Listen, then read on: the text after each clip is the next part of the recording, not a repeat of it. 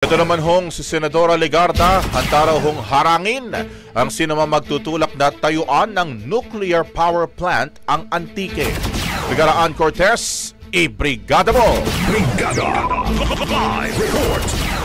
Maring sinabi ni Senadora Loren Legarda na hindi siya pabor sa napapabalitang pagkonsidera sa Antique bilang nuclear energy site.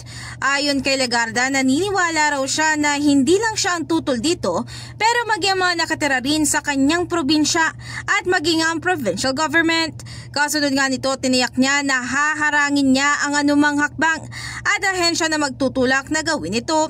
Samantala, pinabulaanan naman ni Environment Secretary Rafael Lotilla na siya nagrekomenda na tayuan ng nuclear power plant ang Antique.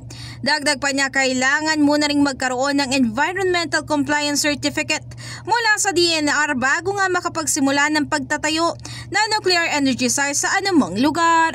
In the heart of changing lives, ako si Brigada Ann Cortez ng 105.1 Brigada News FM Manila, The Music News Authority.